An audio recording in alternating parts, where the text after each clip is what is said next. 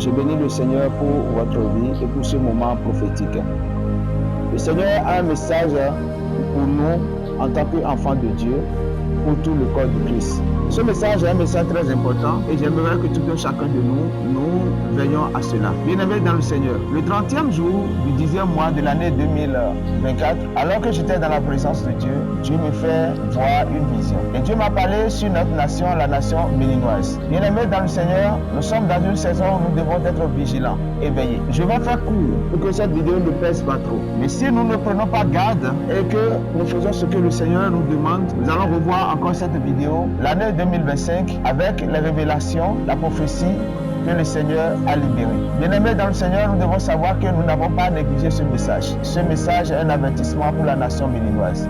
Cette prophétie, c'est une prophétie puissante que le Seigneur envoie. Et Dieu cherche quelqu'un qui peut se tenir à la brèche afin d'éviter le pire dans cette nation béninoise. Je me présente, je suis l'évangéliste bienvenu Adam Enouko du ministère Par Amour de Dieu. Alors que j'étais en train de soupirer après le Seigneur, je priais, j'ai reçu une vision. Et dans cette vision, je vois l'esprit de mort frapper dans la nation béninoise. L'esprit de mort a pris possession de beaucoup de personnes suite à quelque chose. Suite à quoi? Dans cette nation, dans quelques jours, beaucoup de personnes vont se lever, vont se regrouper quelque part pour invoquer l'esprit de mort. Ils vont appeler l'esprit de mort sur cette nation. Et déjà sur les réseaux sociaux, le message est sorti.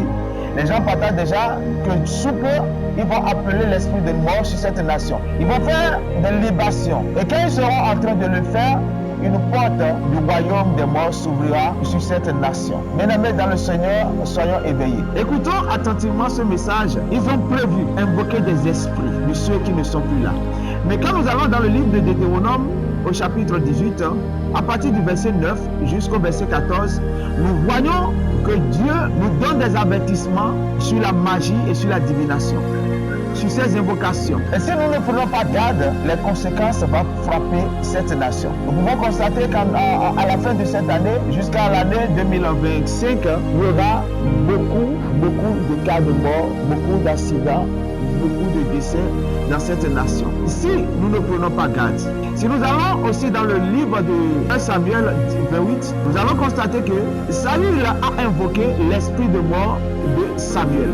Il l'a invoqué sous prétexte qu'il est en train de prier Dieu. Les Philistins sont en train de le combattre, le tuer ses enfants, tuer son peuple. Et il appelle Dieu, mais Dieu ne répond pas. Dans le silence de Dieu, nous devons savoir aussi que c'est une réponse. Et si nous ne faisons pas quelque chose et que nous appelons notre Dieu est en même temps notre Père, il est juste et fidèle pour nous donner des résultats, des réponses que nous attendons. Et Saül n'a pas reçu des réponses de la part de l'Éternel. Et lui-même qui avait chassé les gens et qui invoque les esprits de mort, il est allé vers une dame qui peut invoquer les esprits de mort. Et arrivé là-bas, il demande à ce qu'on invoque l'esprit de Samuel. L'esprit de Samuel est venu et précisément dans le verset 15 de 1 Samuel 28, l'esprit de Samuel parle et dit: pourquoi m'as-tu troublé? Parce qu'aucun esprit n'est légal sur cette terre et si il n'est pas habité par un corps.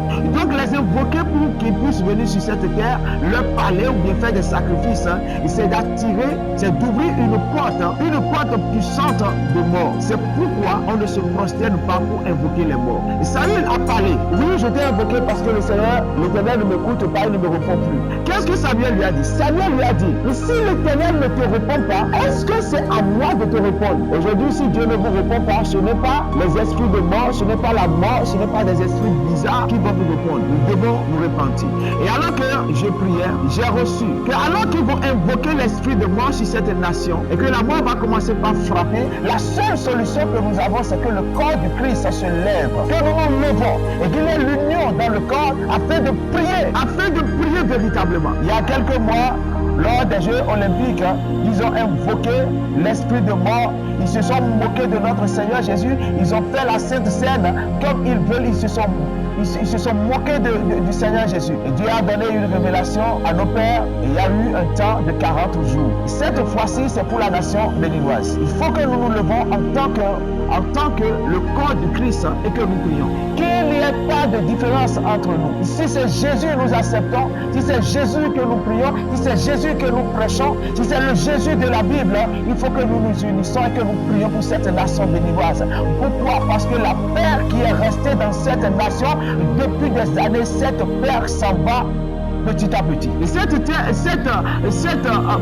est en train d'être touchée. Bien aimé dans le Seigneur, si on ne se lève pas vers la fin de cette année, déjà à partir du 15 du mois de novembre jusqu'à rentrer en 2025, il y aura trop de sacrifices de mort. Levons-nous, levons-nous, levons-nous, levons-nous. Les pères vont tuer les fils vont tuer les pères. Beaucoup de choses se passeront. Les gens vont se lever dans cette nation pour se combattre.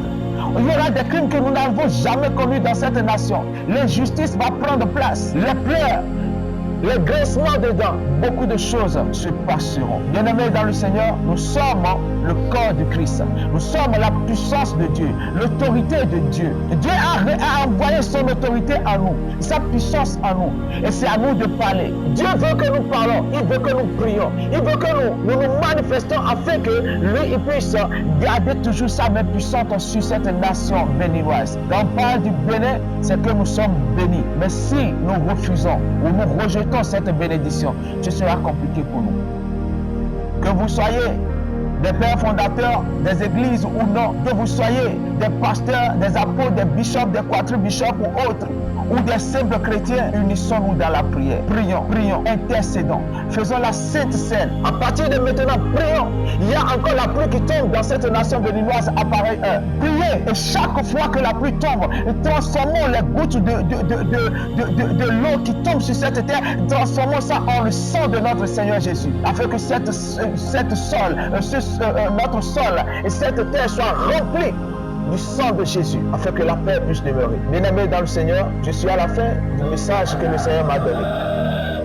Je n'ai pas trop de choses à dire. Je suis venu à la fin de ce message et gardons bien que si nous ne restons pas ensemble, que ça ne marchera pas. Levons-nous comme une seule personne et que la victoire soit pour nous, afin que l'esprit de mort puisse partir très loin de cette nation. C'était votre frère, votre bien-aimé serviteur, l'évangéliste. Bienvenue Adam Enokon, du ministère par amour de Dieu. Que le Seigneur vous bénisse abondamment. Shalom.